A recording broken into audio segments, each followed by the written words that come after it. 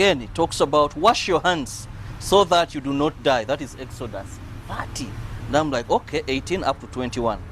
Again, the Bible says keep distance. If you have symptoms, cover your mouth, avoid contact. That is Leviticus 13, 44, 5, 6. And I'm like, hey, the Bible talks about wearing a mask. The Bible talks about social distancing. I'm waiting for the part of the vaccination. Then, when you read the Bible, when the angel of death, during the days of Pharaoh, when the children of Israel had to cross, you remember the day the firstborn died? Yeah. So they said, slaughter a lamb, then smear this blood on the door. So this time round, it is not slaughtering a lamb. When the angel of death is passing in COVID-19, get vaccinated. That's the blood. That's the blood. Get vaccinated. So that as the virus is killing people, your body is immune and you're surviving. And I was like, oh yes, this is very interesting. Yeah. Jeremiah is one of my best books Priscilla. as well. Well, I am taking in lessons from Bible School of the Morning. But good morning to you, Felix, Molen, and Robert. And to you, Uganda, welcome to a brand new month. It's official. We are in the month of October, and this month has a very interesting day, the 9th of October, where we get to celebrate our independence as the country of Uganda, which is in 8 days pretty much now. So we are counting down to the last official public holiday on the calendar. Something also that's quite interesting about Fridays, as I was saying earlier, if you've noticed that the 5 days of the week, the different countries celebrate different days. That's why some people have Sabbath being Saturday, other countries, other faiths have Sunday, others Monday. Now, something interesting also, how the mind adjusts by the day. Monday, your mind is different. Even your moods sometimes are different. Tuesday, Wednesday, Thursday. By the time you get to Friday, Chidawo is excited, as he said. I would ask him the same question. If you read that Bible on Monday, would you feel the same? I think. But the thing is here, over the years, Fridays happen. Like, for example, we in the month of independence, we have celebrated over 50 independences. Every time it comes, it brings the same excitement like the previous one. Just look at days like Christmas.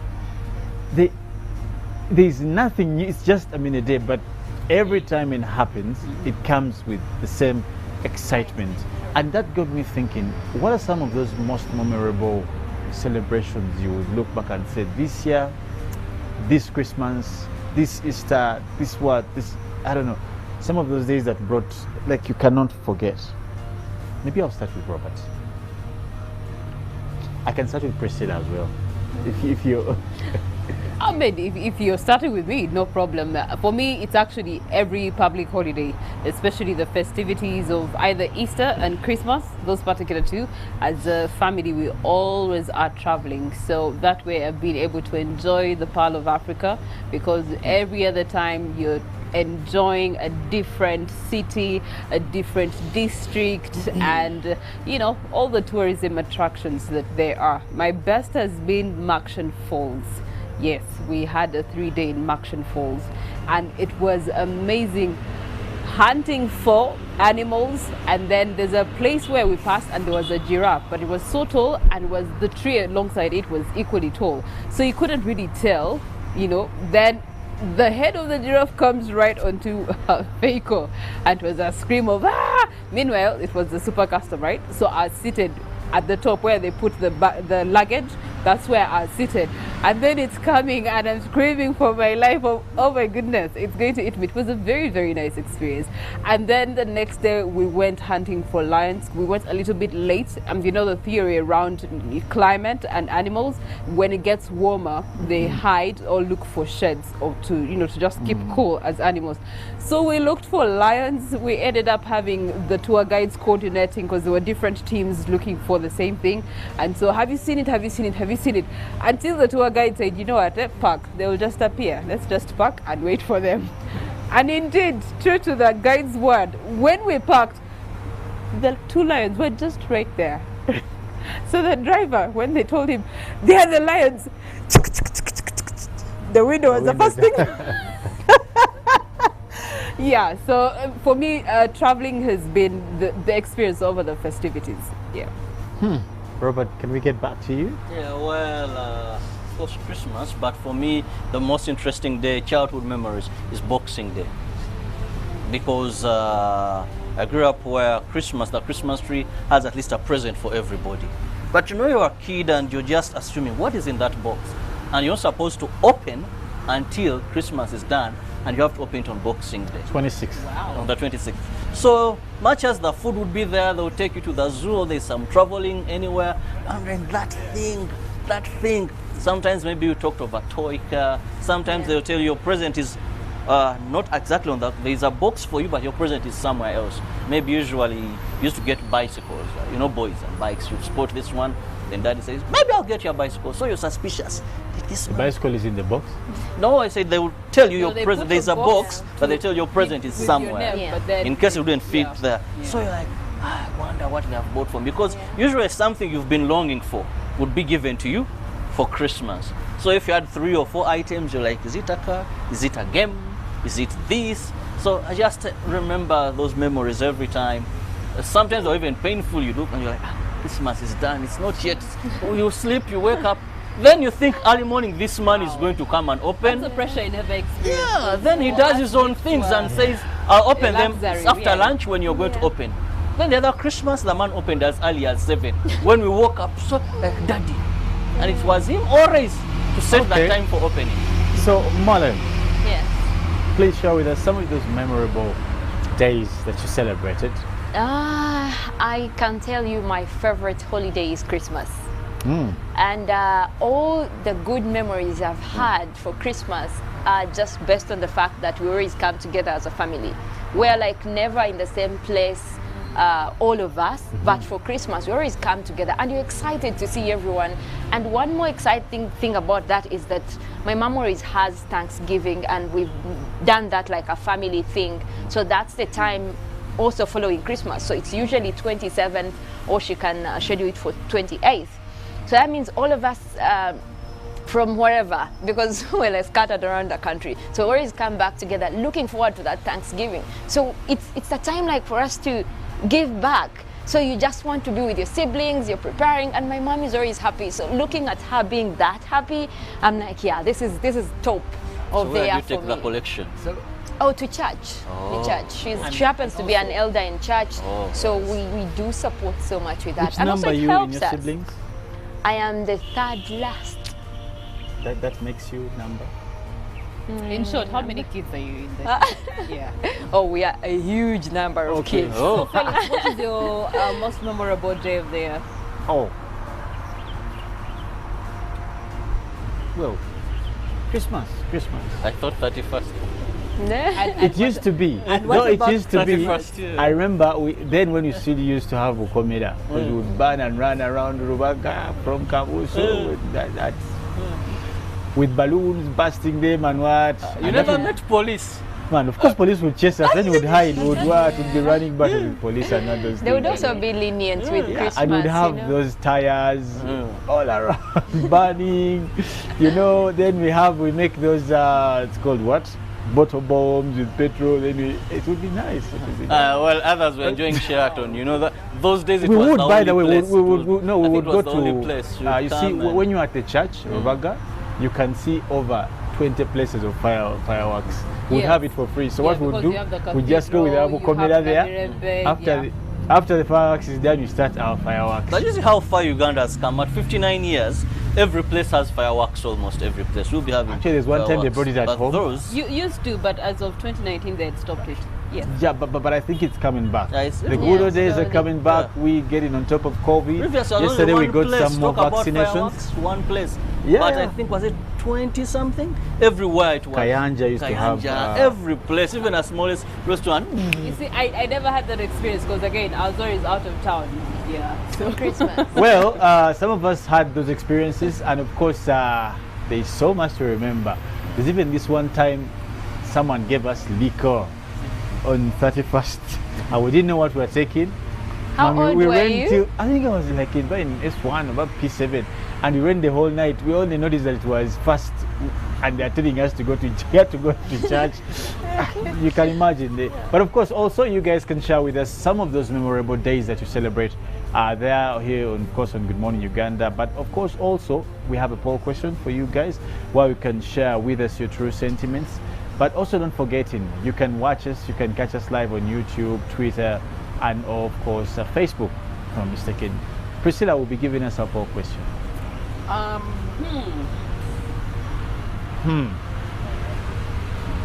The poll question is on your screen, so you get to respond to it, hashtag UBCGMU, and you can send us a WhatsApp or direct SMS on that number. We'll be delighted to hear from you. But as we get into that and wait for your responses, we get to start off with the stories for the day. Even if it's a day that is considered half weekday, half weekend, yes, we get to still have stories that have run and actually met headlines. Starting off with the local stories, thereafter international stories, and we will then dive slightly into what is happening in weather, nature and climate. But off with the local stories. And we'll begin with President Museveni, who mentioned that democracy without nationality is still democracy. Well, the president made these remarks while meeting a delegation of senior army officers. That is, President Yoweri Museveni said the principle of democracy played a big role in unifying the people of Uganda, who had been divided along religious and tribal lanes, but are now converged because of the line they took of fronting interest other than identity that led to the creation of a national party. Democracy without a vision is stale. It must be democracy to achieve something. The president was yesterday giving an opportunity lecture to military students of the Republic of Zambia Command and Staff College, who paid a courtesy call on him at State House Entebbe. The delegation of 13 students was led by Colonel M.K. Mutala. Other members of the delegation included the Defense Attaché of Zambia to Tanzania, Brigadier General Mutilada, and Ugandan delegation included the Defense Attaché to Tanzania and Zambia, Major General S. Kashaka, and General F. Twinamasko. Mr. Museveni said the next level was to build a national political party that brought people together because of similar interests. Other national institutions like the judiciary, civil service, and others were built, including a national army that most African countries failed to do because of sectarianism. The president said Uganda is back on its feet because of the principles of patriotism and Pan-Africanism.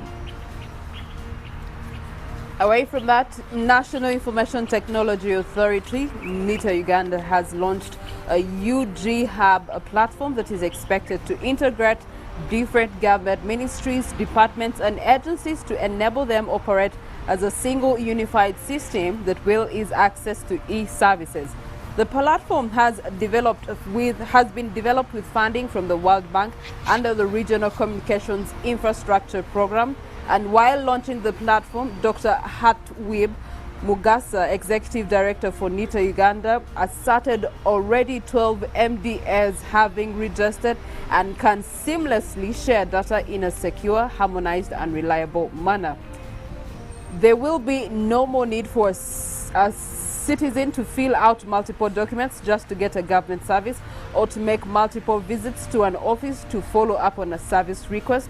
NITA Uganda aims to have citizens receive government services without necessarily having physical contact with government officers, and therefore UG Hub is a clear manifestation of that goal. Still, we look at criminals before court, or suspected criminals in the murder of the daughter to General Katumba Wamala and his driver, where Nakawa Grade 1 Magistrate Court has slapped 18 fresh charges on the 8 accused persons in the attempted murder of General Edward Katumba Wamala's daughter and driver Haruna Kayondo. However, the 8 were not allowed to take plea since this court lacks jurisdiction to handle such offences which are capital in nature. The court remanded them to Luzira and Chigo government prisons. The DPP, Jane Francis Abodo, brought 18 new charges against the 6 out of the 8 suspects of General Katumba Wamala's attempted assassination. The 6 appeared before Nakawa Court Magistrate in Kampala. The charges include murder and aggravated robbery in respect to an attack on cheap general stores at Nansana East 1 zone in Wachiso on the 29th of May 2019. 4 people were killed and 385 million was stolen in this incident. The other attack was on the 27th of April, the year 2019 at City Shoppers Supermarket Kanyanya in Imperere, Kawempe Division, a Kampala suburb, where 1 person was killed. 2 people were robbed of 6.7 million and an attempt to kill one Nantambi Jaria happened. The prosecution alleged that on the 16th of September 2017 at Divono Bakery, Kawempe, in Katwe Division in Kampala, the suspects also killed 3 people, including Special Police Constable Hassan Mubiru and Moses Karunji, and attempted to kill one Everest Hakiza.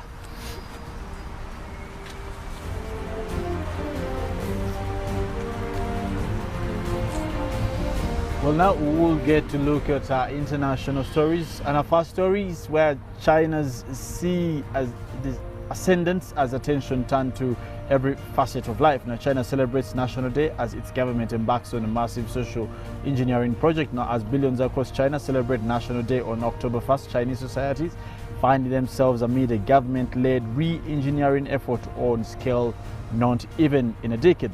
Now, over the past years, the government has targeted major sectors of society, from China, wealthy and powerful tech barons, to educate celebrity culture, even citizens' private lives, under the banner of common prosperity.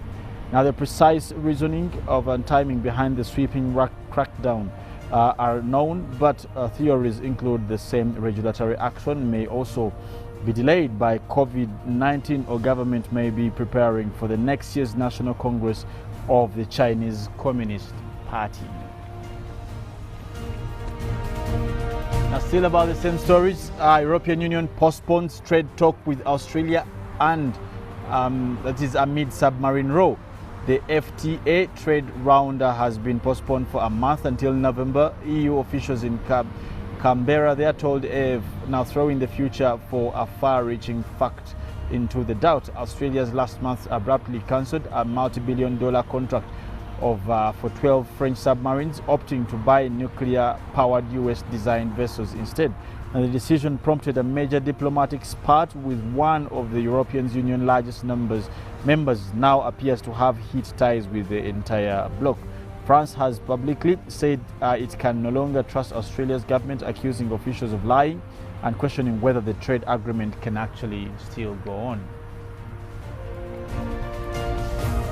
Similarly, back in Africa, Ethiopia orders expulsion of top UN officials for meddling. Now, UN shocked after Ethiopian government declared 7 officials persona non grata, giving them 72 hours to leave the country. And Ethiopia's government has also ordered the expulsion of 7 senior United Nations officials from the country for meddling in its internal affairs. Now, the move on Thursday came as humanitarian workers have been sounding the alarm about limited access to embattled Tigray region, which has been racked by conflict for nearly 11 months.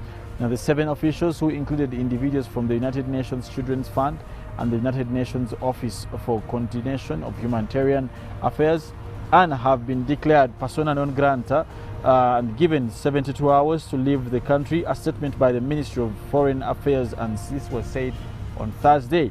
Now, Grant Alieti, Deputy Humanitarian Coordinator for OCO, Adela Okufo, and also representative for the Ethiopia, were among those expelled. Ochas Akawesi Sakolete, Sid Mohammed Helsi, Gadi Asia Madiwa, and Masi Vigoda were also ordered to leave the country, with Soni Ayebula of the UN Office of the High Commissioners for Human Rights. Well, Canary Island lava peninsula in the Atlantic has doubled in size.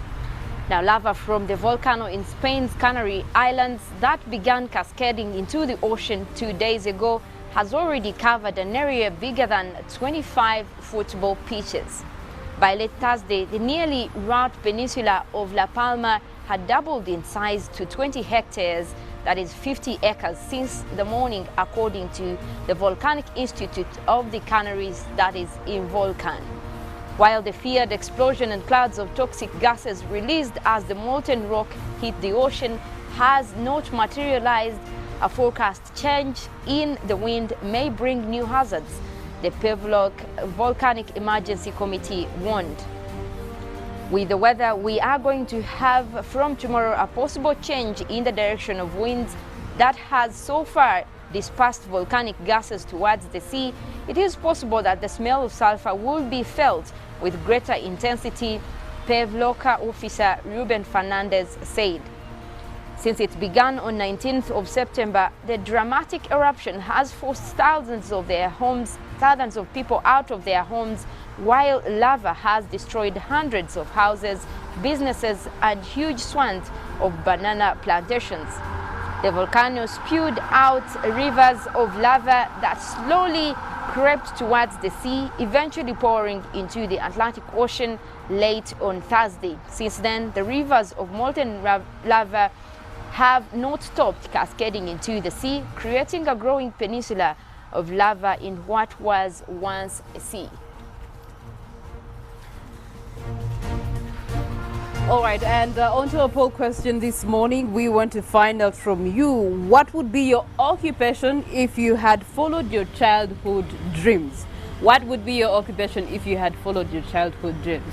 I will later on put my friends here on on the panel to find out really where would they be today, so many years down the road, with all the money that was paid in school fees, investments, waking up early, preps, books, carrying heavy bags on the backs.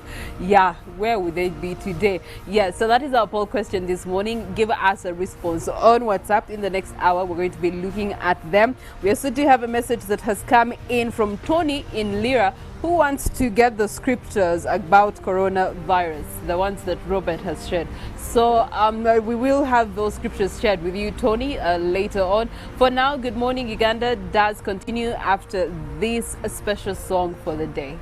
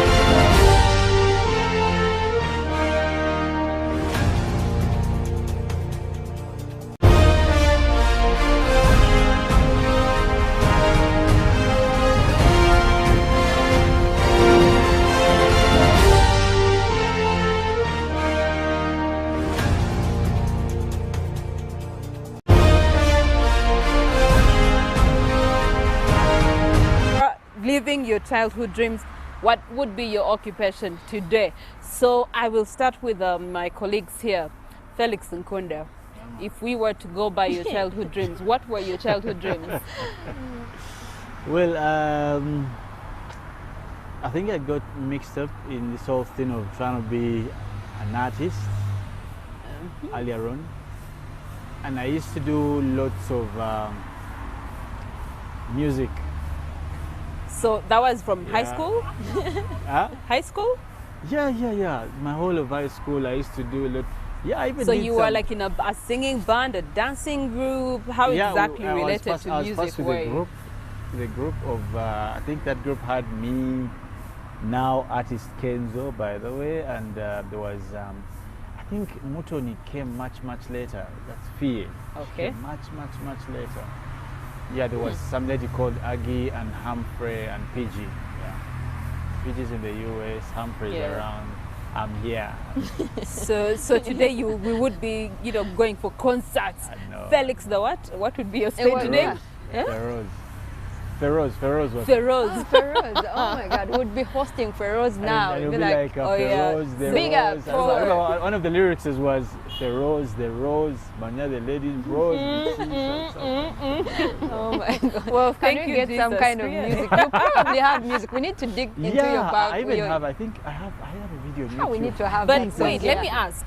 Even with what you are today, are you still supporting that industry in any way? I do a lot. I do a lot of legal practice with the industry, in terms Yeah. of even IP, intellectual property. I do a lot of representation for a number of artists in Uganda. Okay. Yeah, and I do some little management of some artists. Yeah. Okay, all right. Well, this brings us to our dialogue this morning, where we want to look at the fate of the arts and entertainment industry here in Uganda amidst COVID-19. Since March 2020, this is an industry that is continuously still under total lockdown. Even when the president talked about it in his last presidential address, he said that until we attain the 4.8 million vaccination, that is double jab, then we will not be seeing this entertainment industry opened anytime soon. So alongside tourism, it's the other industry that has been affected, not just because it causes you to be entertained, but also because it contributes to the commerce of the economy. It contributes to the job employment, the employment opportunities of the economy. So at the end of the day, it's actually still a sleeping giant. But let's talk about how, first of all, the arts industry has been affected. Molen Kenyana, I know that you told us the other time that you and your family are just, party, traveling, you love having fun. And Yeah. ever since we went into lockdown, how have you enjoyed yourselves and how affected has the industry been by COVID-19? Well, I'll tell you one thing. I am for sure a party person. I've always loved partying, not in a wild way, but in a sense that I get to enjoy that. And I can tell you one thing, it has changed. It's not the same.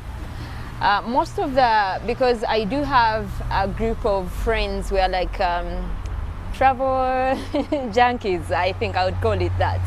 And most of the times we would have at least artists on our travels or going somewhere, but now you cannot have that. Okay, by it's artist, very like hard. you'd be going with an artist, or you're going to Ginger because there's a concert of Kenzo. Oh, no, not like that, but at least maybe catch up with that. So we are traveling, but we also consider the fact that there is this concert that we can probably head for. So we put it into consideration.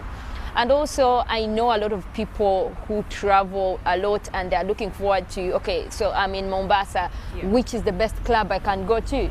But clubs are closed.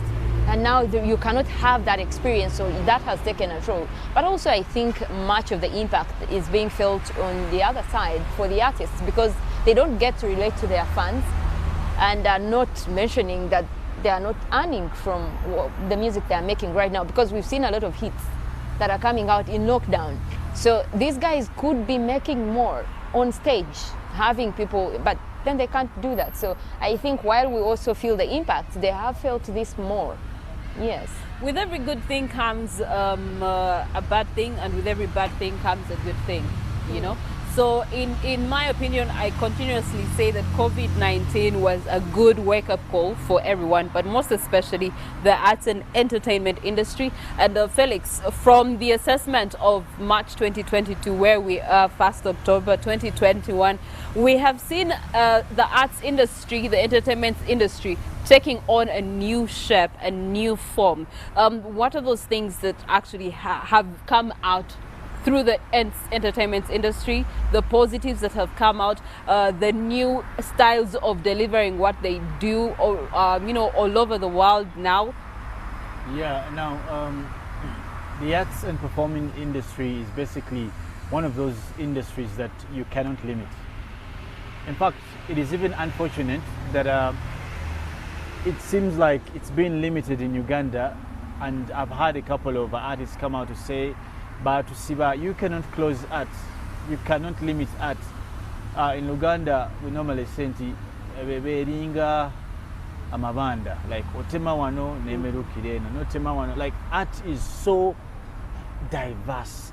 It's so, you cannot limit it in any way. In fact, I don't even know why people are struggling. People all have like gone into the limbo because they are used to one way of working. Shows, clubs, clubs. Now that's just 1% out of 100, by the way.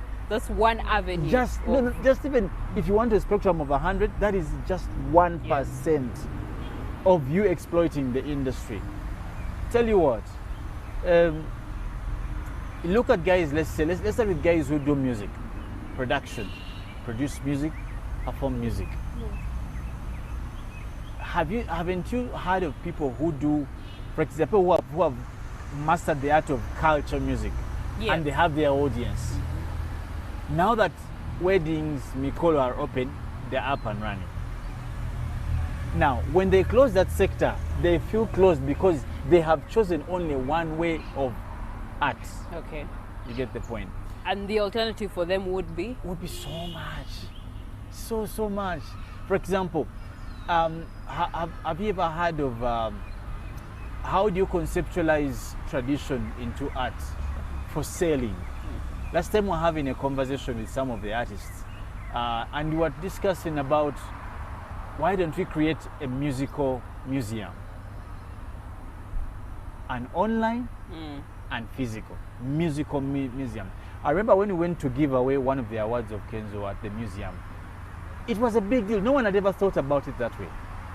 That could be something quite important to keep in that sort of thing. But how about we come up with a musical museum for both online and, because if you have artists like online and on-site. Yes. Yeah. People can visit. You see, things are no longer just about now I have to go and watch Modern perform. Life has shifted. Yeah, but we can't rule out the fact that that has been working for them. It has been the trend, and for them to have to adjust in the shortest time, it still poses a challenge. And also not to mention that we are underestimating the fact that being closer to the fans actually earns them more. If you look at the history of how artists have been making tours, and I'll give you an example of Beyonce, one of the most sold tours she has had in 2016.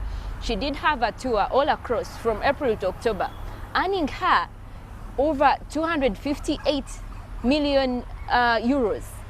Just a tour for those most simple months. Going from concert to concert, that has been one of the looked out way for artists. And for them to have to miss out on that, even if there are alternatives, I can tell you it won't sell the same. Even if you put your music on all these platforms. What I'm trying to say is this. You see, how many times can one have these concerts? Let's start there. Can you have 4 concerts in a year? No, you can't. You can only have one. Yeah. Normally. That big, away from these small performances in clubs and what. You can only have one. But when you have like some kind of tour, then you're going from country to country. But in a country that is small like Uganda, more like then someone has in Rwanda. Yeah. You know, I have related with these guys so much that I know that what you see is not what it is, by the way. The truth of the matter is this. The most someone can earn out of a big concert in Uganda, the big, like so big, is 100 million. If the concert was like mega. Okay. All now, right. that would mean, but remember, they can only do that once in a year. Okay. But I'll tell you what I know for a fact, that if your music is on Spotify, is on iTunes, is on all those other Platforms of The YouTube and consumption. what? Yes. you earn every day. Not even throughout every the year. day. Every time Every there's minute a click, there is someone there's a getting that purchase. music. Yeah. Yes. Yes. So you can I do have thousands managed in a an day. artist's transactions, memorandums and what, who I can't disclose, but I tell you. And that's the reason why that particular artist has been so different from many other Ugandans, because he mastered the art of being not necessarily present to earn, Okay. but the music should be present everywhere for him Yes. to earn. Now, diversity is key in terms of art. Let me just finish with this about that. Diversity is key, and what the virus or this coronavirus has been able to expose is the reality, the bitter truth, is that you guys have not done enough. Like, you should do much more than, don't get comfortable. And again, that is why I say that it has brought It's a good in more problem. good than harm. It's a good Yeah. problem. Felix has mentioned good problem. digital things that have come through. He has talked about Spotify. We have had artists here on Good Morning Uganda that have said they've had to upgrade to Yeah. online selling of their products, their music, and it's been a positive response. Shocking to them, they didn't expect that. Now someone will release a song and they tell you can find it on this website at 5,000 shillings. And so if three of us go there, that's already 15,000 shillings in just 1 minute, you know. So let's talk about how the arts industry, entertainment industry can actually jump on board to the next generation way of marketing what they do. Molen. I do think that it is a time that has obviously, like you mentioned, made them to challenge themselves and also look at how far they can go in terms of digital promotions. And I know that the fact is most of the artists we have here in Uganda have not been used to that, and they have had to challenge themselves to have to learn to do this. But also there is going to be a lot of digital marketing involved.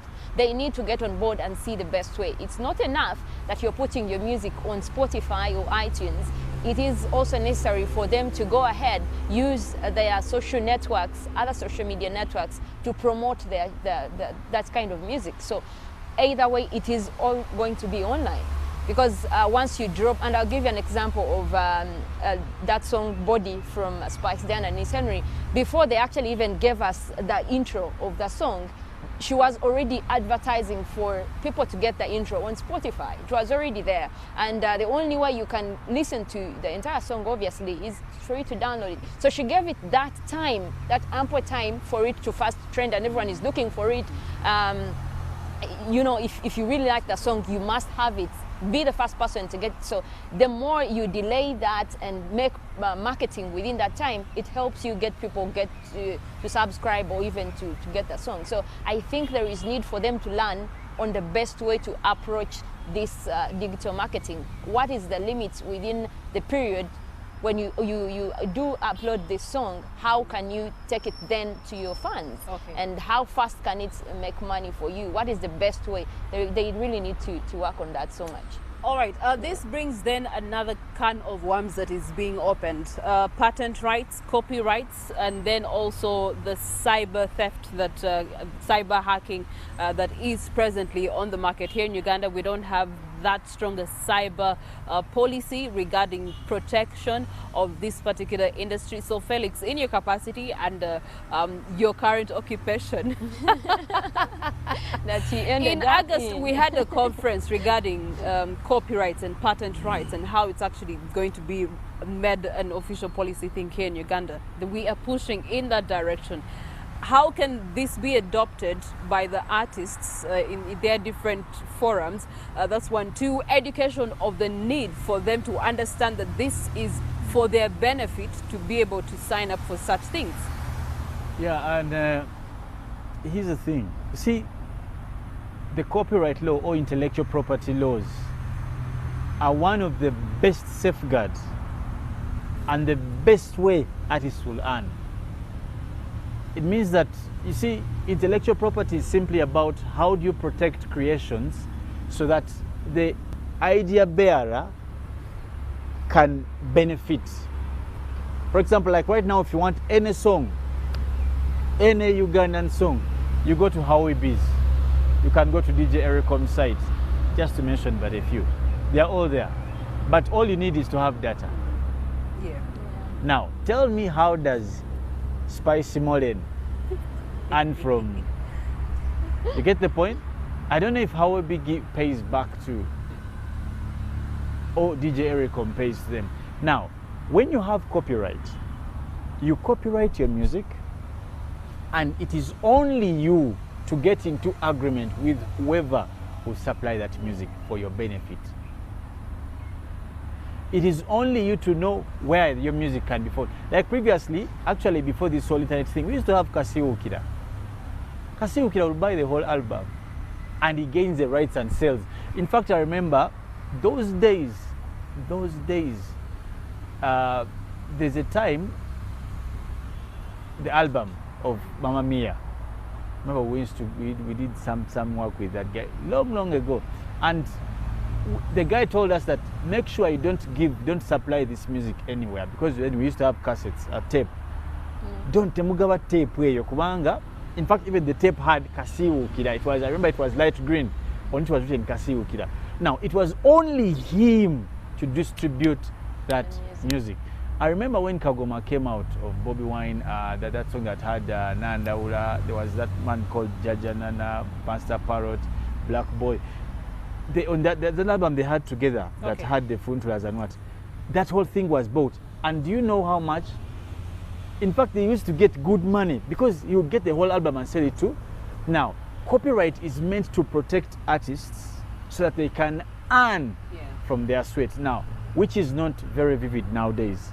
With this whole internet thing, it is very hard for you to control. And the problem is that some artists are also working against copyright law, because for them, here in Uganda, the intention is that an artist wants their song to sell.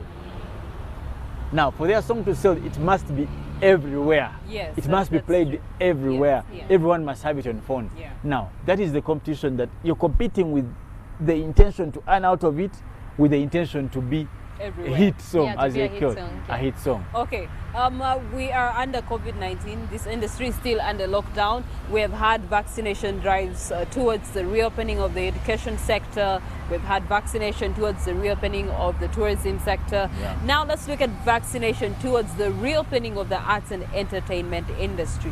How can the vaccination campaign enable them to actually go back to that quote-unquote normal? I'll start with Mullen. And recently, it's a good conversation. Recently, I've had most of the artists make suggestions saying that if they can be allowed to have fans come into the concerts and then they be vaccinated there. But then my concern is, does it work that way? Does it mean that, immediately you're vaccinated, you're supposed to enter? So I think there has to be a way to have people vaccinated first. The good thing is that ministry they do give out cards for whoever has completed the vaccination. So that is one thing to look at. If there is going to be a plan to reopen up the entertainment industry, then people can be allowed to, and we just talked about the digital thing, because I know we've been buying tickets online. So maybe if there is a way to submit the fact that you have the vaccination card, you already have that. That means you have been double vaccinated or single dose for the vaccines that are single dose. So that can be a way to have people come in. So someone knows that, like personally, I have a card. So if I am eligible, that means I'm eligible to go to this particular concert. So I'll be able to go. But not to say that you let people line up and then they get vaccinated while maybe they can be motivated to have those cards. And there's you're going to have the card to go for the concert if you don't vaccinate. Yeah, under a minute, Felix. No jab, no job for the education sector. How do we motivate the arts and entertainment industry to go for vaccination? Because we've realized one of the challenges is the communication, sensitization is one of the challenges we have right now. Do you remember when you talked about the thing of sensitization? I was like, we're not bringing the most relevant guys on board. Yesterday, I saw Galaxy FM did some good drive in terms of vaccinating. It vaccinated all the staff as an institution, and also used the platform. Doing the same we saw those guys. Yeah. I've seen some artists come on board to encourage guys. I've seen the churches have done tremendously. They're trying, but the ministry is not engaging the guys. in as and I don't know why. The ministry will engage the guys when they sing wrong songs, but they won't engage No, they them did at sing this all time. these songs. They did all the songs. No, I mean, you know when we had that was it Tumbi the sound, the song that was Tumbi the sound. Yeah, Tumbi the sound. Yes. And then they called the guy for giving out as if wrong information or sending the wrong message to the crowd. I Now think- would be the time to actually utilize that resource to send out a think message of no, the kind of vaccination. problem is campaign. that these guys are not in sync with the realities of the world. You see, you're dealing with a 70% of your population is Base, youth. yeah. How do you get to them? These guys love to listen to the Bebe Cools, the Chameleons, the Kenzos, And the we've Spicy seen the power of Dianas. artists in Yes, the campaigns, Cindy's, elections. the Bobby Yeah. Wines. Use them. Okay. You have You know? reminded me of So, what happened instead of- recently about there was a huge talk about the breweries, some breweries company that was making a drive, and for them they were offering vaccination, but then the vaccination points were at certain bars. Which is a good So thing. you come to this bar, You drink, and then you get the vaccination, and they give you a beer. Yes, and 2 shots of I don't know whether the price Yeah, no, they give. Yeah, They're giving yeah, a jab yes. and beer. And Jab beer. So you just take your jab and go home and have the beer. And the president did advise people to drink from their homes. However, the recommendation is that you don't do a jab and a beer at the same time. Oh. No, it doesn't. Yeah. You first do a beer, then you do the No. jab. Yeah, you take it home. That's the idea of you taking you it take home. it home. They give Yeah, and you so take it home. yeah, so you take the jab, take the beer home. Yeah, I want to take it After from you there. feel better, you Okay, can. all right. Well, it's a very interesting conversation. We're going to take it away from here, but we definitely have some responses. Molen, you said if you were to go by your childhood dreams, what would you be today? I think I'm a doctor. A doctor. Yes. Animals. Dreams. I wanted to be a Yeah. surgeon. I imagined myself being in that room and I'm the main surgeon. Okay, Yeah. let me look you at know? some of your responses here. This is an interesting throwback to childhood memories. I very much wanted to be a doctor, but often told self that I would end up a lawyer. Surprisingly, the university told me what to be, and the switching from wishing to being what fate had for me. Okay, Bambi. So Tony Kentchaze wanted to be a lawyer, a doctor, but surprisingly, he's a journalist and speaking on behalf of those people. Okay, all right. Good morning, Uganda. For my case, I would have been a medical personnel if I had gone by the childhood dreams. Wow. We have a lot of doctors, and this is Eric. Thank you so much, Eric, for your response. Another message that is coming through here in regards to if you were to go by your childhood dreams, what would your occupation be today? Ladies and gentlemen, for sure, starting at the age of 7 to 12, I wanted to be a policeman. Then after becoming an altar boy at 13, from 14 to 17, my interest was becoming a Catholic priest, but still I lost that interest between 18 and 21 after gaining interest in becoming a musician. And I was inspired by Bebe Cool. Till now, he's my star, but guess what? I'm a fashion designer, Cricket Derek Gargamel in Machindia. Wow. Okay, that was a plethora of things that he wanted to be. Even Felix, you wanted to be an altar boy, I was. a priest. I was. You were, yes, you For were the an altar altar boy boy. bit, I was You there, wanted but for to the be a priest, priest. But now that came in much later when I was in around S5, S4, where Okay. I had known that I wouldn't cope up with the music things, the pressure was too high. But also something I wanted to say earlier, Priscilla, if you just give me a minute. Yeah. I think also this COVID discussion has been able to throw out real artists and mediocre artists, you know. And for me, I think guys who are not been able to do some good work, like good work, you last heard of their music in 2018. Yeah. You can imagine, and I can tell you how many it has thrown out. These things of coming and singing nafuka Pull up. yeah, I see my was it nothing. Okay, all So right. you either have something that people can buy Yes. with their data That on, can online. consume Yeah. willingly. Someone will go and buy Joy a GB to Desire, watch you. Joy Desire Yes, says, we're dancing to Muyayu. You Muyayu people, is a you're good one. joking It's a with good those, vibe. with No, those Muyayu is a kind good of vibe. songs. they will continue this conversation Mudra also later has on. that song Joy called, Desire says okay. lawyers are very cool, and she wanted to be a lawyer when she grew up, but today is a Yeah. different story. Looking at the papers, since now that you've grown up, these are your occupations. The Well, of course, reality kicks here in the Daily Monitor, we'll be looking at storm over government plan to tax NSSF savings. Now, mistake or quote in the Act, Attorney General Chiriwa Chiwanuka says on a provision in the newly tabled National Social Security Fund, the Amendment Bill 2021 to tax NSSF benefits, which this newspaper broke yesterday, was made in error.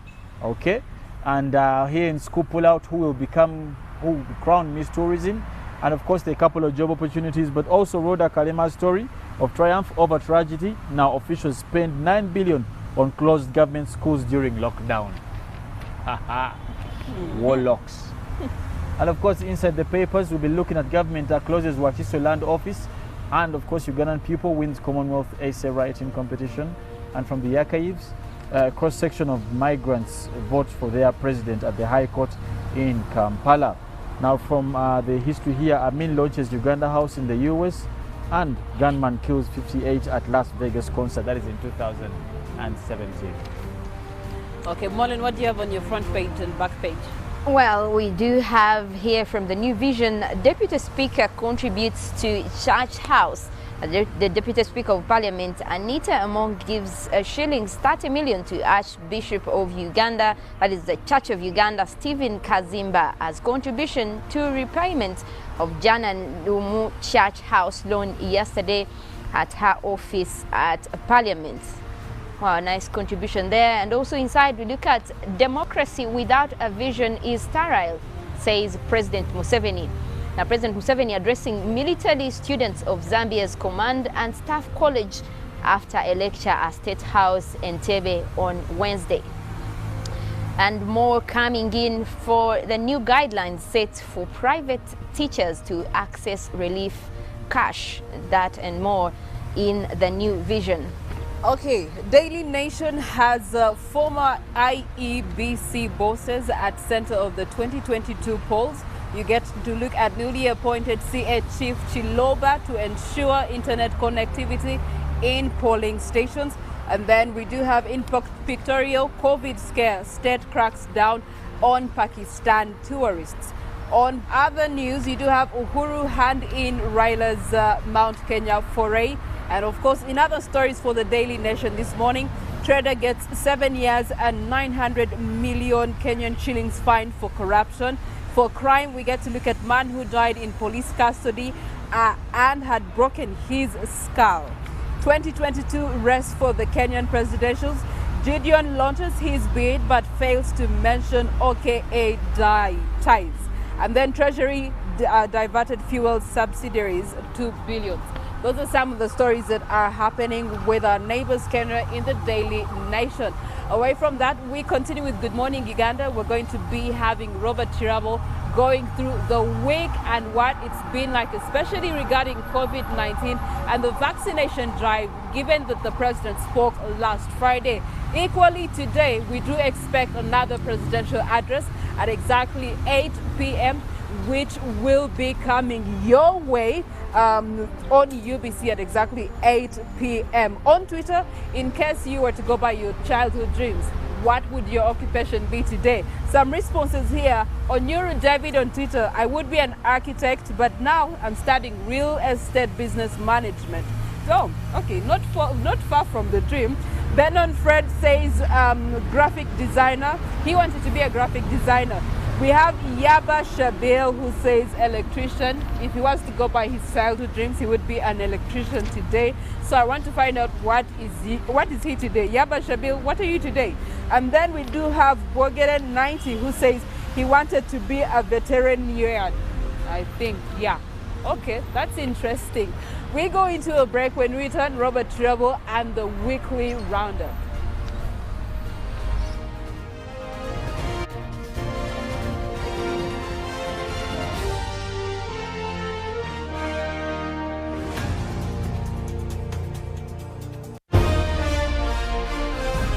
Live from UBC Studios in Kampala.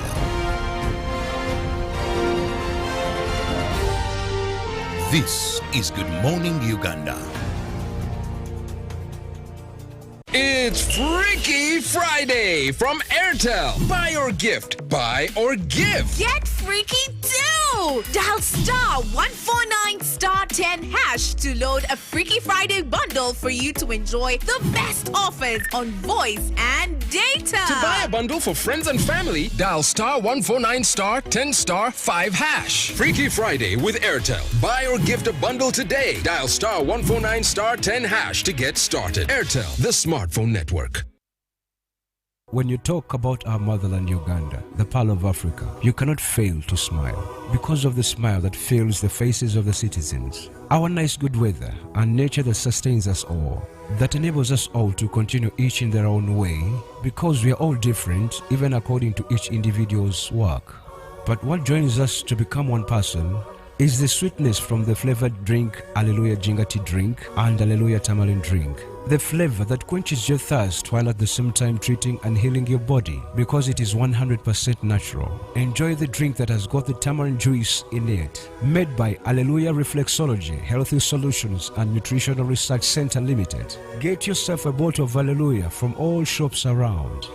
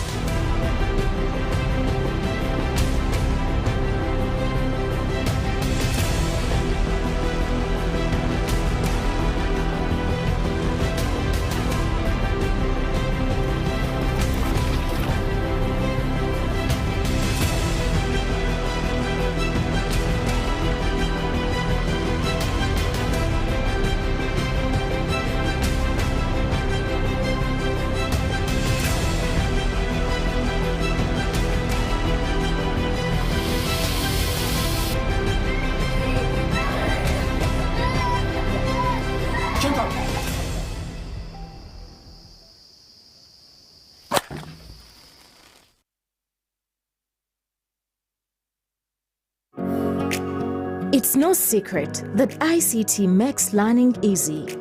The strides made in our field could not be possible without it.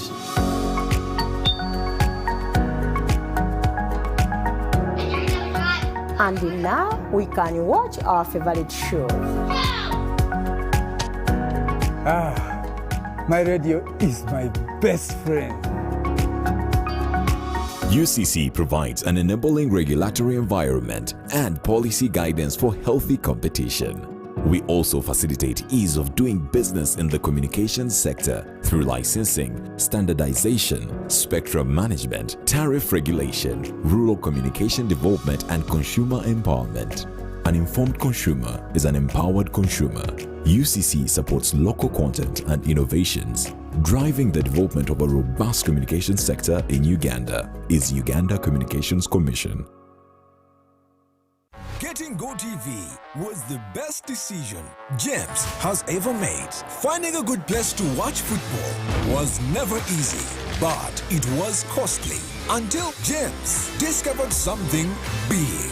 Now he can finally enjoy the benefits of homegrown advantage with a decoder and 1 month of GoTV Valley. For just 25,000 shillings, enjoy the world's biggest leagues and cup competitions. GoTV Uganda, love it. Echa COVID-19 kijja kugwa only if we stay at home, observe physical distancing, wear masks properly, sanitize or wash our hands with soap and water regularly, or get vaccinated now.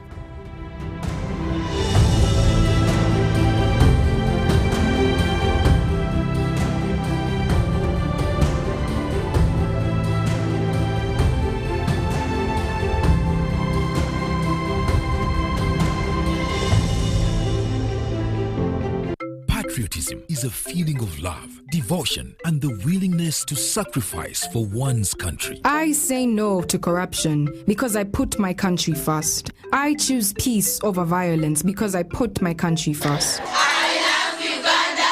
I serve Uganda. I sacrifice for Uganda. I'm loyal to Uganda. I love myself. Be patriotic, Uganda first. This message is brought to you by the National Secretariat for Patriotism Co Uganda, Office of the President. Buli munya-Uganda nayitinga amakuru marungi. UBC West eyina amakuru marungi kandi agali kwesigwa. Leero za program zaayo ziri omu Lunyakitara hamwe n'Olufumbira.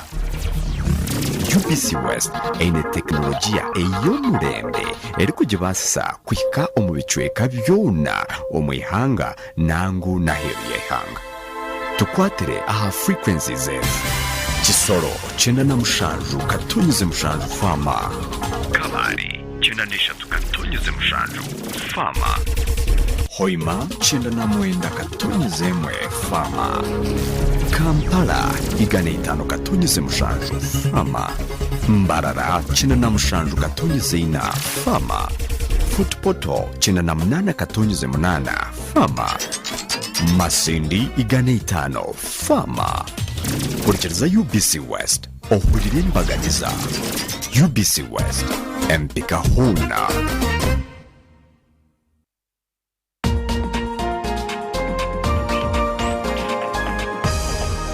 Every marriage has 100% chances of succeeding. You know why? Because God created marriage, and God never creates failure, and God never designs anything to fail.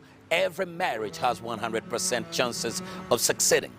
Is your marriage struggling and you're wondering whether it will ever succeed, whether you will ever make it, whether it's even worth holding on to? You got to tune into Unlocking Marital Bliss.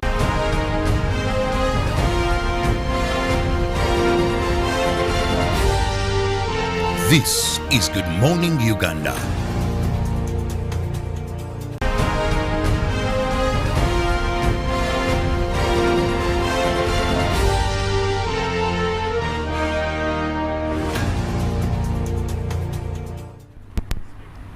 Lovely morning to you once again, and happy new month. In case you've just joined us, this is the 1st of October, and happy birthday to all the October babies. Well, welcome to this particular segment where we look at stories that have made headlines both in the print and the electronic media. Every Friday it is a weekly news roundup where we try to analyze some of these stories and of course bring more meaning to them.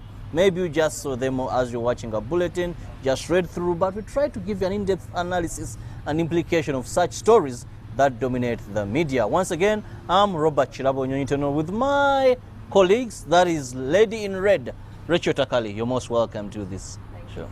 And of course, the fieldman, that is Ivan Kahwa. A lovely morning to you, Ivan. Good morning to you, Chirabo. I'll begin with Ivan. We've had a very complicated week, full of action. We saw the celebration of, that is the memorial lecture.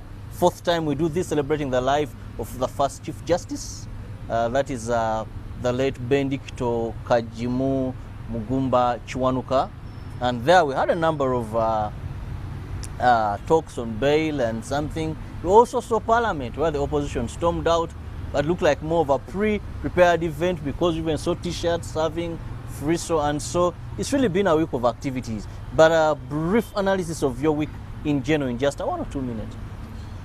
Well, this time around, I think what has been happening in media and what is happening to the country has created a lot of attention from members of the public.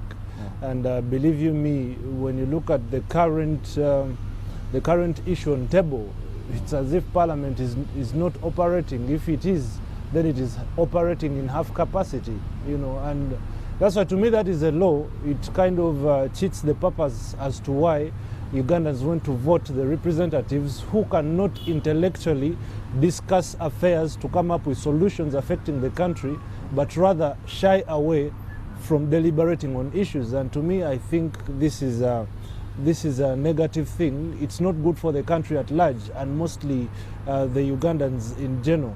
And then, of course, the NSSF issue, well, 12.15% interest.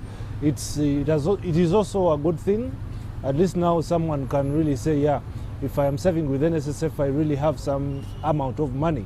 But it depends the accumulation you're having in that regard. And then, of course, the issue of bail, which is really technically confusing quite a number of people, but I believe in one or the other we might need reforms, but on this specific aspect we really need to think so much on how we can deal with the issue of bail at that level. Yes, Takali, the lady I usually refer to as the moral woman. She talks about morals and says, well, the only problem is if we solve the moral fabric, it seems much we can't achieve. A brief of how the week has been in your perspective. It's been a dumper, if there's such a word. But I think it talks very much about the stability of this country. Every time we talk, we take 2 steps forward, we take 1,000 steps backwards. Whereas NSSF has made impressive gains in the face of the present current economic troubles, it's discouraging that there's still some bickering when it comes to who should administer. Should it be the Minister of Gender, Labour? Should it be Finance? Should it be joined? Should it be from time to time this one or the other? It's amazing that NSSF was created many, many years ago by Obote too, by the way, not even NRM.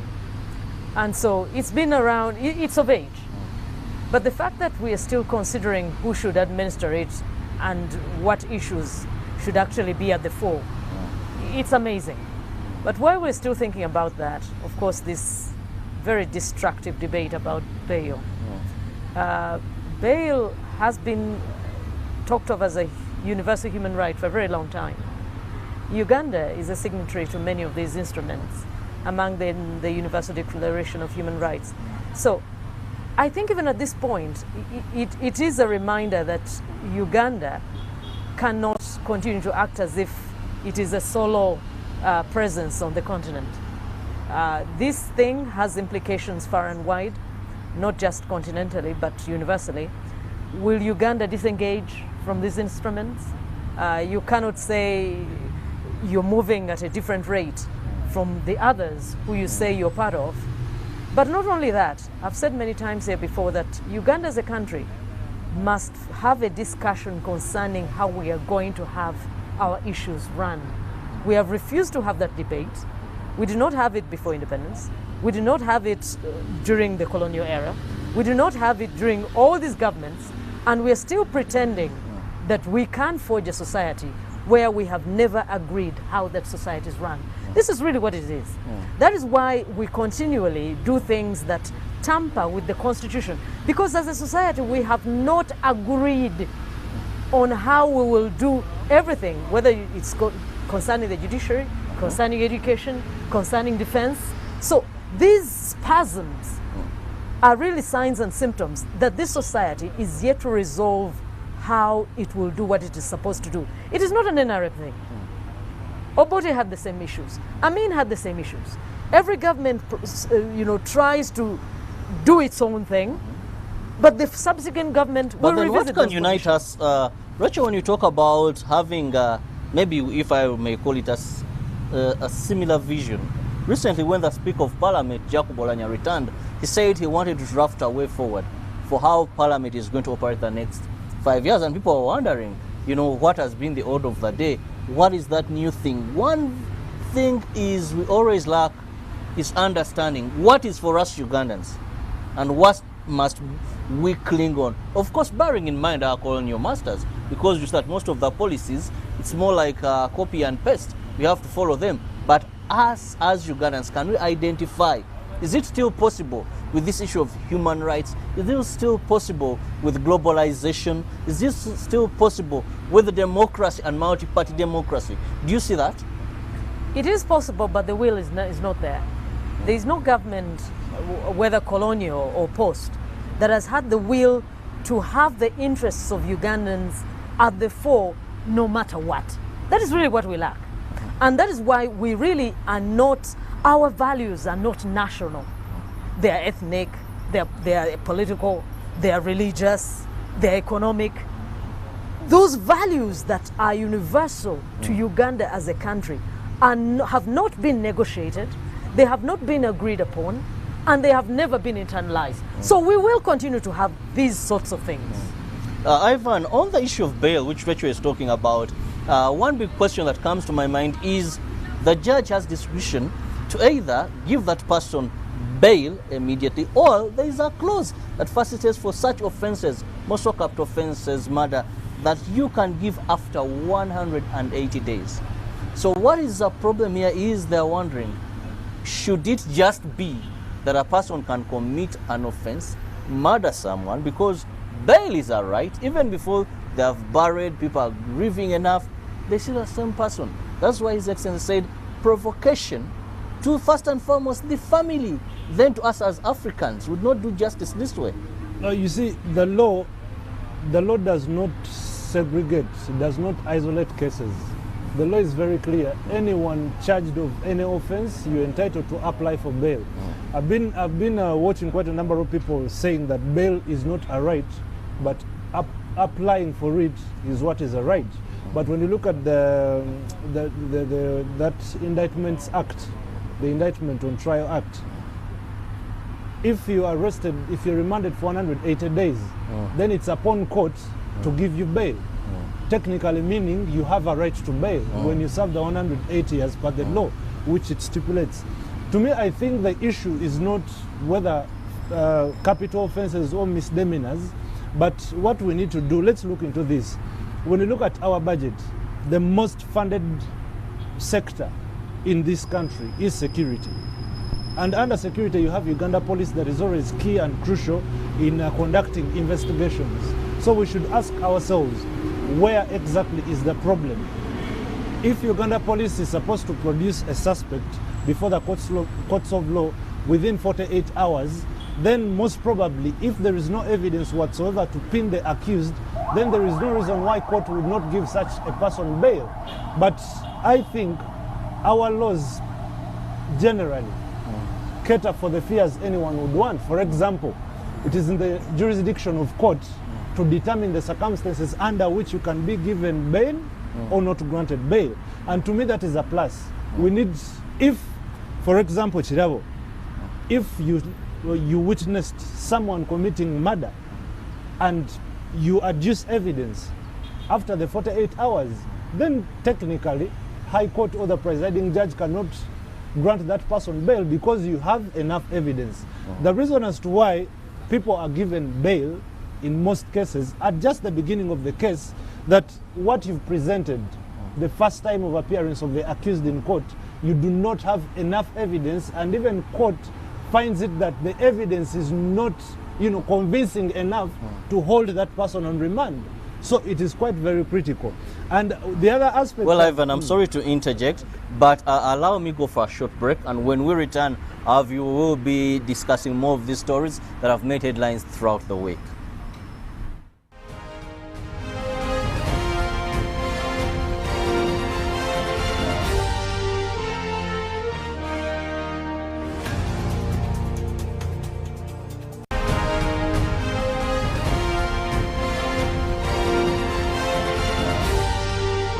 This is Good Morning Uganda.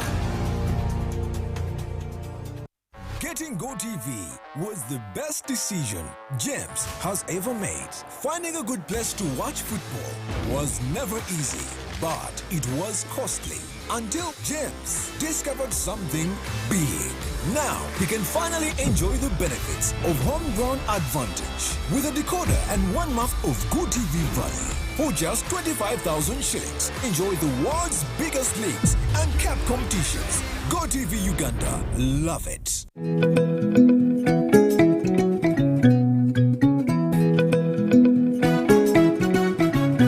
My home, I smile when I think of you, Uganda. My home. My home, I dance when I look at you, Uganda. My home, oh my Uganda. I know with you I'll always stay forever. I know, because I feel that we belong together. My home, under the sun so bright, under the moon at night, on my heart, mommy, oh my Uganda. Hey, mama. My Uganda.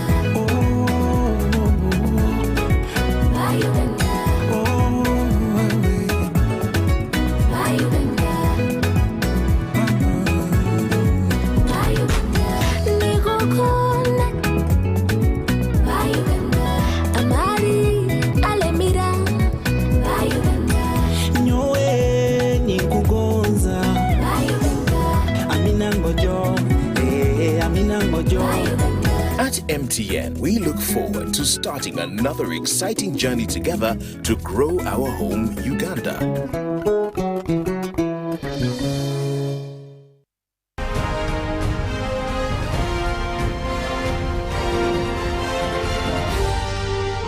This is Good Morning Uganda.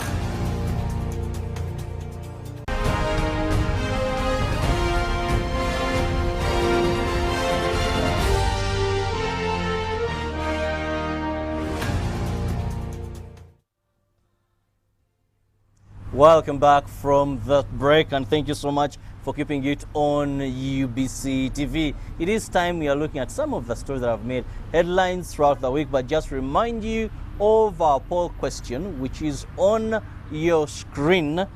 Please, we need your contribution towards this. We need to get your views and opinions on that, and remember, we'll be reading them out here as they come in. Be part of this show, be part of the discussions, and of course contribute. Feedback is very important, and it's one of the things we cherish as the Good Morning Uganda team.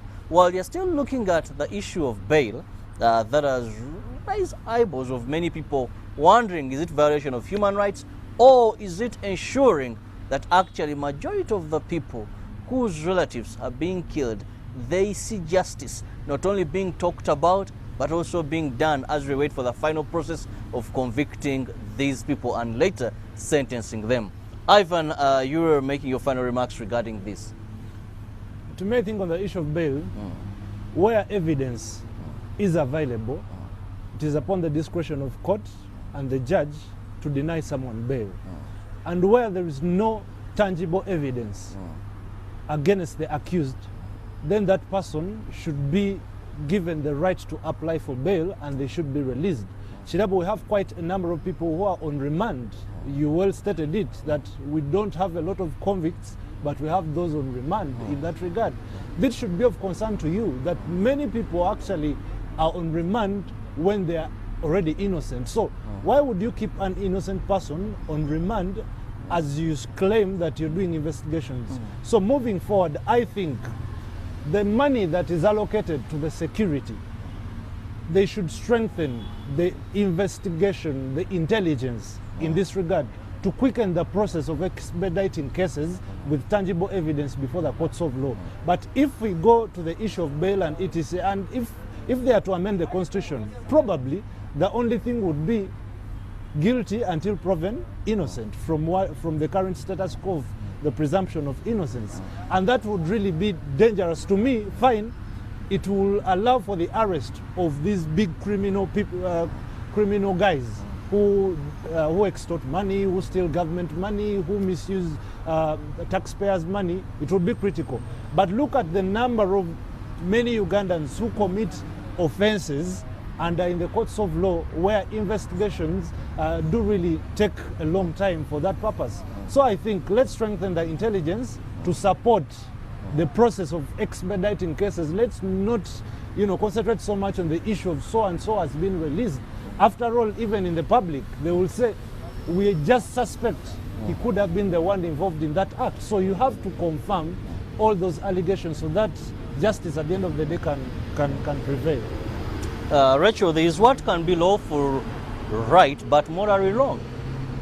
That yes, it is your right to bail, and it is your right even not to wait for the 180 days. But the moral aspect here, what does this mean? Do you think in any way this may speak to the many minds of Ugandans and create deterrency in committing such offenses? If maybe it's passed. It will not. For the simple reason is that if you're unjust in the execution of the law, injustice breeds more injustice. That is just the way it is. So it may be that there is a good argument for whatever is transpiring at this time, but the way you're doing it leaves a very bad taste in the mouth. Remember that in the cases of political actors, and these ones are political actors, there have been very few cases of judgments that the government has sought in favor of positions such as this one. And the reason is that leading up to the trial, because this is pre-trial detention, leading up to the trial, they make so many mistakes. They show so much bad faith. that even the judge cannot find any good reason to actually see this thing through the way it could have been done if it had not been messed up. When you do not allow a person to be visited freely by their next of kin, when their lawyers have to run around to find out where they are, when they are not held in places that are clearly known, when the charges are not brought at one time, it shows that there is bad faith. No one is saying these people did not commit the crimes, but the way you execute your justice can ruin the case. We are in danger of ruining this case even before it comes to trial. When a man says, I am not well, please, I need my medical team, and he has to beg and plead for a basic right, what judge will feel good about the case you have brought? When judges feel harassed and harangued and condemned, and yet they are the ones supposed to try this case, will they feel good about you? Honorable Olanya was very clear in the statement after the leader of opposition expressed his extreme distress concerning the way these MPs are being treated. And Honorable Olanya said again and again, why can't we do things right? You cannot ask the judge to do right when the prosecutor cannot do right. The arresting officials cannot do right. The whole system is not right. So and you want me to be right. There is no good way of doing a wrong thing. There is. The government has made so many mistakes along the way. These past 20, 25 years. People have shown all sorts of light on where the mistakes are. Why can't they be corrected? When Sewanyanya was denied bail, why was the same mistake repeated for Segirinya days later? Why couldn't it have been done differently so that people say whoever executed the arrest may have been new to the job, but we'll clean up and it will be done right the next time around? Here I want to bring in Ivan. When you look at, even before you go to the reaction of members of parliament, when you look at these rearrests, it's not the first time. I think the first time in my memory was, if you remember the Black Mambas, what happened at High Court when Chiza Besigye was released. Then there was what those in the legal fraternity call siege of the Temple of Justice, and we thought maybe that was the end of it. It has been happening and happening and happening, and it may not make news that a person has been released. We've seen these terror suspects, like Awesi trials, where people released immediately they are gotten. It's becoming the order of the day. And actually, even Lukwago, if you remember, I said, I'm afraid that my client might be released. And then, so Ivan, the reason has been that there is one file, but there's one other case. Yes. So you're being let go, but you're needed maybe in another court to answer other charges. Yes, anyone can be arrested, even after releasing you on bail. Upon having new evidence of any other case, security can arrest you for as long as it's not in the jurisdiction of the court, that gave you the bail. But let's take an example of this case, which is at the mouth of everyone. These are the guys who are charged of attempted murder, 2 counts of murder, 1 count of attempted murder. They added on other 4 to make 6. There are 6 counts, including abetting terrorism, right? So this person is given bail, a suspect of terrorism is given bail. But you rearrest that person on charges of inciting violence. There is a very serious joke here. You can't give a murderer, a suspect, bail, then you rearrest them for stealing chicken. It shows you that there is something wrong in the entire equation. However, there is allowance for amending the charge sheet, even as someone is on bail, because the terms and conditions that are given to the accused upon being released on bail, they are very critical. 100 million cash, 100 million non-cash, you have sureties, and by the way, whether acquitted or convicted, this money is refunded to you for as long as you operate within the recommendations of court. So it is quite very critical. I think we need to work as a chain. Let not everyone handle issues their own way, because at the end of the day, fine, police is supposed to arrest. Good, that is your work. But how do you conduct the arrest? And mind you, do you want to say those in the Uganda Police Force are not oriented enough to take them through the basics of human rights? The moment as security you understand the basis and the basics of human rights, then you can do what is right, you can go to the rightful channels. What wrong is there for Uganda Police to inform court that actually this and this is what we have identified? Then court therefore it is not fit for this person to be given bail. Because some of the things argue your case. That is in the discretion. It is not of force, the judge. force, force. Yes. Yeah, but let's put this on table. That you see, because one, you not get bail if the judge believes in his or her wisdom that you're going to jeopardize investigations. Yes. So if you still have other charges, then it is easy that through the state attorney or anything, present this, that you see the person you want to release has this, and before this person is not fit to be out in the public. If court tells you you're going to report after 14 days on the case of the Segirinyas and Sewanyana, if police came out with new charges, they inform court that as we have given those people bail, fine, but this and this is what we have identified. So court, within its powers and mandate, can issue a warrant of arrest. So at that point, it shows you that fine, police is working hand in hand with court, that even if you went with a warrant to produce this person before the same court that gave them bail, they would be comfortable. So we just want transparent way of operation in this country, not this kind of opaque kind of system.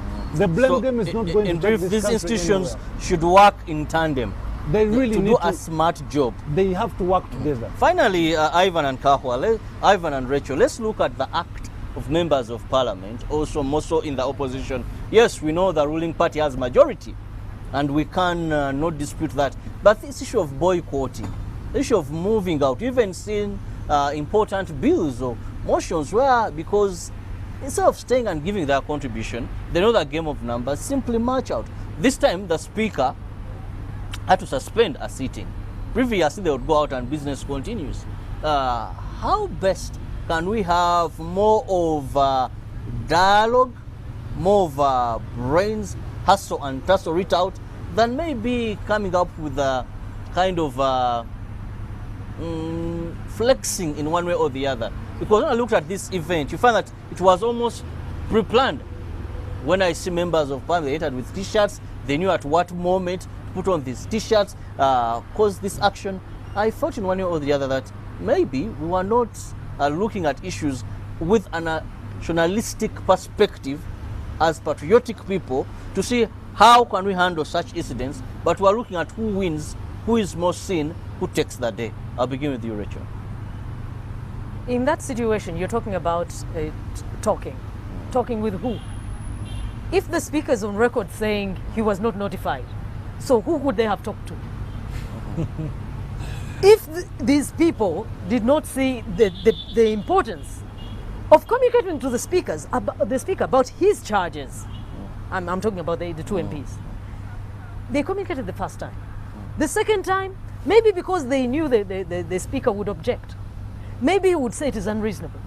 So you do this thing and hope that it will just pass. This business of always disrespecting the very laws that you laid down by yourself does not make any sense. This constitution, we have to remind ourselves, was brought on board by this very government. So why would you set out to dismember your own child? It doesn't make sense. All sorts of efforts were made to make sure Uganda did not return to the instability of yesteryear. All sorts of brain power was employed to get this document on board. So why would it be haphazardly be disregarded, be treated as second rate, as a stepchild? Why can't Uganda have more stability in the execution of its lawful guidelines and measures? Will it take laws from another land for us to respect? Why don't we don't even respect ourselves? So if we don't respect ourselves, who will respect us? There are levels, there are individuals in charge of these institutions, and in this case, the judiciary. So you're talking about, was it necessary for these people to protest this way? Yes, it was. What did you want them to do? To fight? I think that is really primitive. Extremely, yes. Even the speaker believed that he was on the side of these people. Someone has to know that the arms of government are equal. You may have the coercive instruments as the executive, but you're no higher than the judiciary, and you're no higher than the legislature. Without the legislature, you cannot run a modern state. And without the judiciary, you cannot run a modern state. So why is the executive bearing down in an unhealthy fashion on its sister arms? I'll bring in Ivan. Rachel looks at this as something that really had to be done to send a point home, or to communicate whoever the authorities be that yes, here there are injustices and we must bring this to an end. I want to get your opinion on this. You see, my perception is going to a little bit differ from Rachel's. I take Parliament as an intellectual ground where ideas and solutions are discussed. That depends if you sent intellectuals. Whatever it is, whoever goes there, you don't go with your own laws. Whatever you find there is what you have to deal with. You have to represent the people. And to me that is quite important. Chilabo, even if you boycotted the sittings in Parliament, are your people going to be released? It is a process. If you don't talk about it, do you expect something to be done about it? It is quite very critical. And I really want us to think in that line.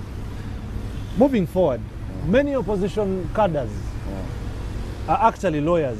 And we have some strong lawyers in the opposition. I thought these people can really advise their people in that regard.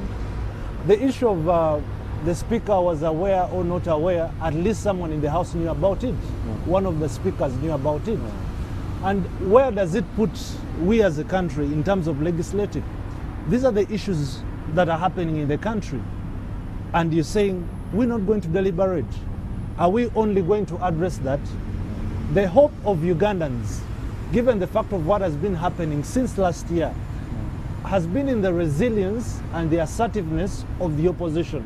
So if opposition loses track at this point, where do you leave those who had that hope in you as opposition? I think they need to recollect themselves and start to deal with issues the way they are. Call a spade a spade. Talk about these things. It is one way talking about something and not talking about it at all. At least we need to appreciate that fine. The opposition has seen a problem and we need alternatives. The issue of bail, couldn't you discuss it on the floor of Parliament? Can't you go and bring a private member's bill? Or any kind of, because their counterparts, the NRM, through their caucus, I think this is an issue they're discussing and they're given 2 weeks to come back on table. NRM has a caucus, fine. Even the opposition sits. They also discuss. So if you come with alternative ideas, when you bring them on the national table, then it means the public is going to look at it and weigh. Because their power is executed every 5 years. They don't have any influence now. Even if Parliament doesn't sit now, a Ugandan will just suffer. We have a lot of things that are affecting this country, and I think it is very crucial that whoever is in Parliament needs to respect that right of a Ugandan who went to the ballot box and voted. So to me, I think the notion of boycotting, it really affects service delivery in one or the other. And I think it was a wrong decision that was made by the opposition. There could have been other ways on how they could have addressed that issue. Well, some believe that could in one way or the other have assisted, because we saw the Minister for Security, the Prime Minister go on table, try to convince and explain maybe this did not happen. But also, I agree with Ivan when he says really we must not make this the habit of doing things. We must ensure that we see brain power, reasoning, dialogue, pushing for something on the floor of Parliament despite the challenges that could there be. Well, time is not so much on our side. I'll just give each one of you a minute or two to make your final remarks regarding how the week has been. And of course, in case we know 9th October is not very far from us, we'll be celebrating our independence very soon. This is the month of independence of Uganda. For our viewers there, as we mark about 59 years of existence since we took leadership of our country as Ugandans on the 9th of October 1962. Rachel, your final remarks. I think that brings into sharp focus the unfortunate nature of our self-governance. We have not done well. I don't care from what side you're coming from. We are still struggling with the basics. At 60 years of age, we should not be trying to decide whether it is right to beat someone as you take them to court, whether it is right to blackmail people who are trying to express themselves. At 60 years of age, a human being should not be trying to explain why they are living, why it is good to be alive, why it is good to be able to cross the road without being detained, really and truly. When shall we come of age as a state? If we are in the week leading up to a commemoration of independence, almost 60 years down the road, that someone has to boycott Parliament because the very laws they make are not honored. The very systems put in place are still being shaken. It is a very sad day for where we are as a country. It really is. Yes, Ivan, let me have your final remarks. Chidabo, as even we are nearing the independence, celebrating independence, it is critical to celebrate where the country has come from. These things were taught to me, I read about them in the books and etc. But when you look at the reality of when I was born until now, I've also witnessed quite a number of lacunas. For example, my grandparents used to tell me, your great-grandfathers were shot dead, killed, or burnt by this government and etc. But I've also lived to witness certain death that up to now, no explanation has been there. So absolutely, when we do really talk about independence, it will depend on how one perceives it. I can't boast of, celebrating that kind of independence when we have a lot of pending questions that are not yet answered. And then number two, the president is going to speak today. I was wondering why he had to come in. He had just addressed us and then he's coming back to speak. Maybe perhaps it will be the issue of security or COVID-19. Yesterday I was in town, Chirabo. I mean, we can live with COVID. It's what I observed there. It's just so pathetic. I think things are real normal. Well, Ivan, time is not so much on my side. I have to give way for Molen and then later Ron, Ruben. But back to our poll question this morning. That is, what would be your occupation if you had followed your childhood dream? What would be your occupation? What would your occupation be if you had followed your childhood dream? And we are waiting for your views towards this. But I also want to ask my colleagues here, Ivan, what would your occupation be had you followed your childhood dream? It just depends on the circumstances of the route. That's why I found myself in journalism. You can have a dream, but What would? I dreamt by then, but the reality is different. The circumstances had to dictate who I am today. Okay, what was your dream? Your childhood desired job? I wanted to be a lawyer. You wanted to be a lawyer, yes. Okay. Yes, Rachel. Never really thought about it. That's the funny part. You lived each day as it came in? Not really. I think my main thing is to just be true to myself. That's it. So you never had, Rachel, you never had that job you desired? No, something really. You said, when I grow up, I want to be this? No. Like a doctor or pilot or something like that? No. Oh, well. Surprising. What about you, Shirabu? Mine was a pilot. Pilot? A pilot. Wow. But childhood, I wanted to be a pilot.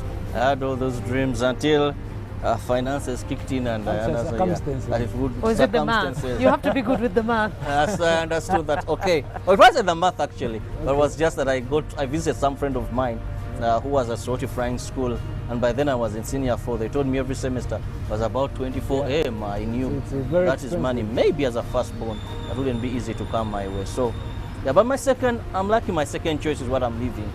Anyway, I'll have to give room for the weather lady. Molly, she's ready to take you through. Have a blessed week. Remember, COVID is still around. Please go for that vaccination. Vaccines are safe. I'm actually getting my last jab this morning. God bless you. We'll leave you with Molly.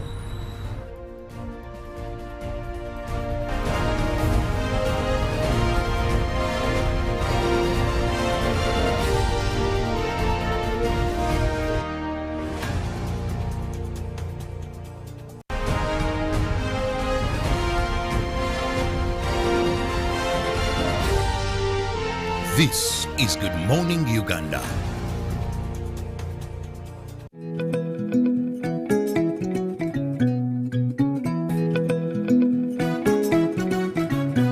My home, I smile when I think of you, Uganda. My home. My home, I dance when I look at you, Uganda. My home, oh my Uganda. I know with you I'll always stay forever. I know, because I feel that we belong together. My home, under the sun so bright, under the moon at night, on my heart, mommy, oh my Uganda. Hey, mama. My Uganda. My Uganda. My Uganda. My Uganda. Nikukunda. My Uganda. Amari alemira. My Uganda. Nyoe nikugonza. My Uganda. Amina ngojo. Amina ngojo. At MTN, we look forward to starting another exciting journey together to grow our home, Uganda.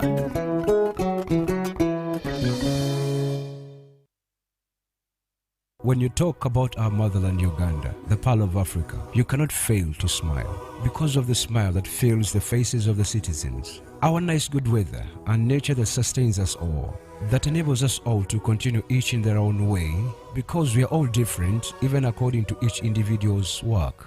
But what joins us to become one person is the sweetness from the flavored drink Alleluia Jingati drink and Alleluia Tamarind drink. The flavor that quenches your thirst while at the same time treating and healing your body because it is 100% natural. Enjoy the drink that has got the tamarind juice in it. Made by Alleluia Reflexology, Healthy Solutions and Nutritional Research Center Limited. Get yourself a bottle of Alleluia from all shops around.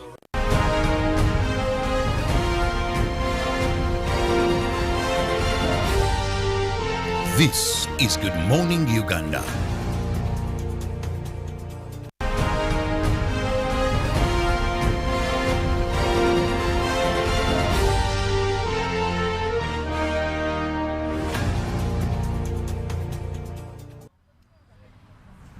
Yes, a very good morning to you once again and welcome back from that discussion with Robert and the panel.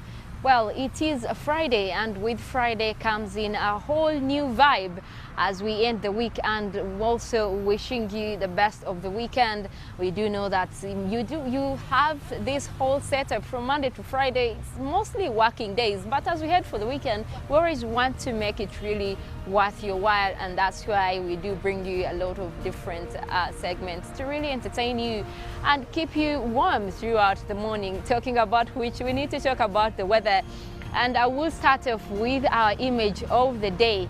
Earlier today we did talk about the eruption across La Palma, but also the image of the day today comes in from Copernicus, and that is the Sentinel-2 that is talking about this eruption, and this is visualizing a 3D satellite image that has come in from Copernicus, showing us what has been generated from the Copernicus Emergency Management Center, looking at the island of La Palma. Now, this has been going, the eruption has been going on for the last 10 days, and over this time, the lava flow has covered a total of 338 hectares and also destroyed over 855 homes.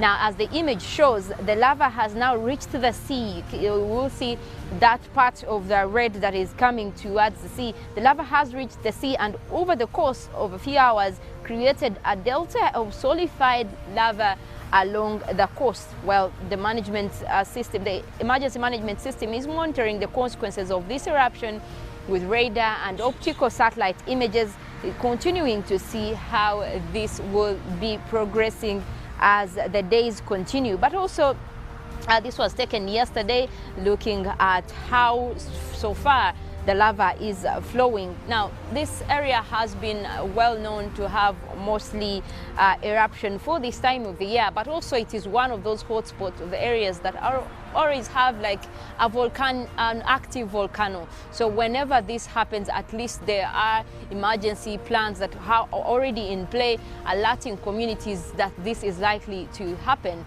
Well, there has been evacuation of people, but also these homes still remain there, and that is why we're seeing numbers close to 855 homes having been destroyed by this lava. Not to mention that there are people who actually fail to move. Actually, not even failing, they do refuse to move, and that is still a whole new discussion. If they are telling you there is lava coming, there is an eruption, why should you stay in its pathway? But yes, we always have those people in the communities that do fail to move when it comes to this, and that's why we see also cases of people losing their lives in such instances. But away from that, we want to look at how the weather is trending like for this morning across the country. We have seen mostly active wet weather conditions across the Kyoga region. That area did start off with rains early this morning, then also towards parts of western Uganda. But looking into our forecast for this morning, we will start off with the central Lake Victoria Basin, which has Kampala, which has Entebbe, Mukono, we do have Wakiso, and that area is expected to have isolated showers. Those will be starting off at a cool 23. It is already feeling cold, but we do expect temperatures to go a little bit up as the day progresses. Now, also for the central part of northern Uganda, that is across Gulu, we have Kitgum, Padel. That area is expected to start off with quite cold temperatures, actually at 25, quite cooler than what we had yesterday. We did start off at 27 yesterday, but today we are looking at 25, and also we have showers in the forecast. Those will be continuing into the afternoon. You can look out for those. And now moving on to the eastern part of central, where we have Ruwero, where we have Nakasongola, we do have Nakaseke in that category. Woblenzi, we are forecasting isolated showers, and those will be starting off with quite a cool morning at 25 degrees centigrade. We expect this system actually to continue into the afternoon. Most likely we'll be looking at more rains over this area. And also looking at the eastern part of Kyoga, where we have Soroti, Katakwi, Serere, Amuria, Kumi. That area is expected to have isolated showers, and also temperatures will be rising up to 25 for this morning, and that system is also likely to continue into the afternoon. It will be bringing us rains, especially throughout that eastern side.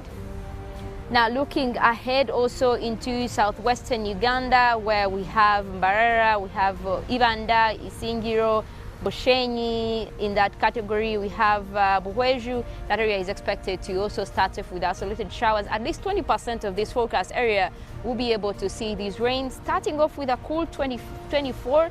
That is also quite cooler than what we had yesterday, comparing to a 27 that was forecast over that area.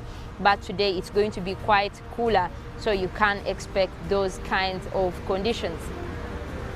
Now, also across the Mount Elgon Highlands, we have Mbale, we have Sironko, we have Bududa, we have Kapchora in that category, Amdat. That area is forecasted to have also isolated showers starting off at 23. And also across the eastern part of Lake Victoria, where we have Tororo, we have Busia, we have Mayuge, Jinja. That category we do expect to start off with isolated thunder showers. and those will be starting off at 24 degrees. We already have those clouds that are starting to develop close to the Lake Victoria, and those will be extending, propagating towards the eastern side of Lake Victoria. That is the area that is forecast to have those showers. Most of those will also make their way into the central part of Lake Victoria, where we have Kampala, Entebbe, Wakiso, and also across the western, that is towards Masaka. That is also towards areas across Gomba, that is within the western parts of Central. So you can expect to have those rains. Also across parts of Mityana, that area is likely to also be having those wet weather conditions as that system grows from the Lake Victoria. But also in other areas, we do have a forecast for quite some showers across West Nile, that is across Arua, across Nebi. That area can also expect to start off with a cool morning at 25.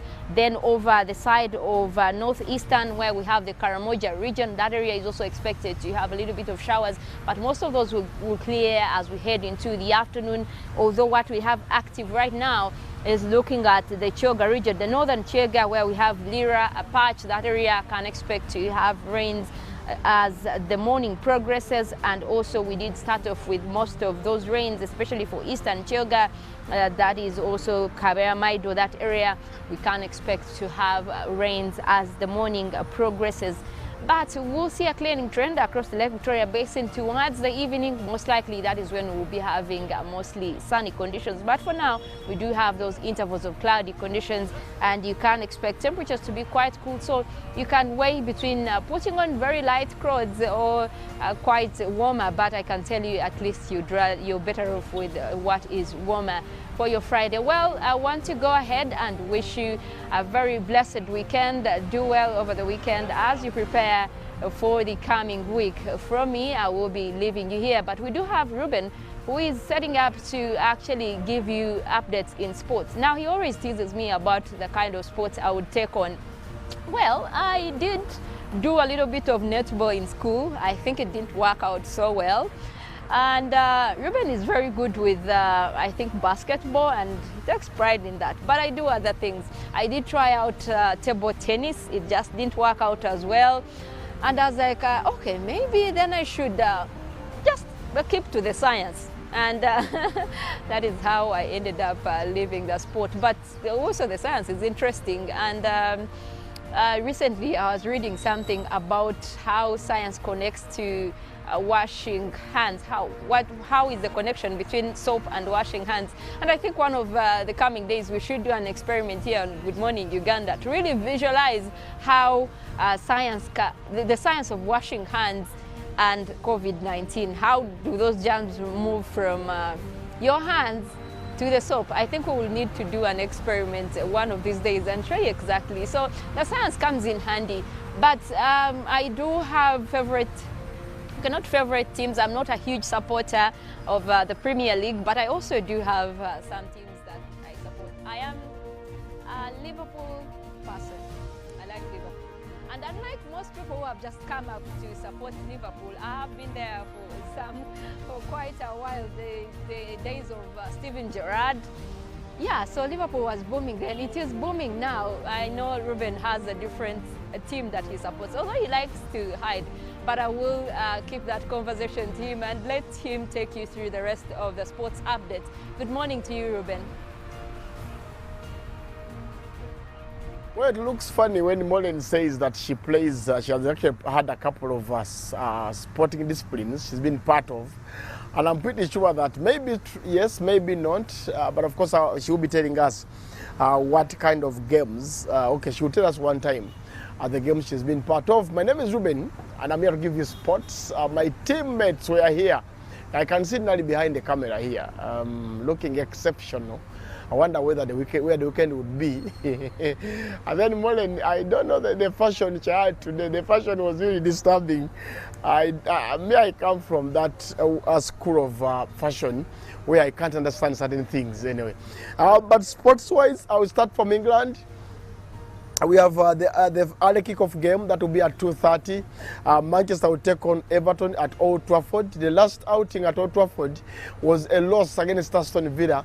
So they get into this game with a loss. They won against Villarreal That was 2-1 late in the game.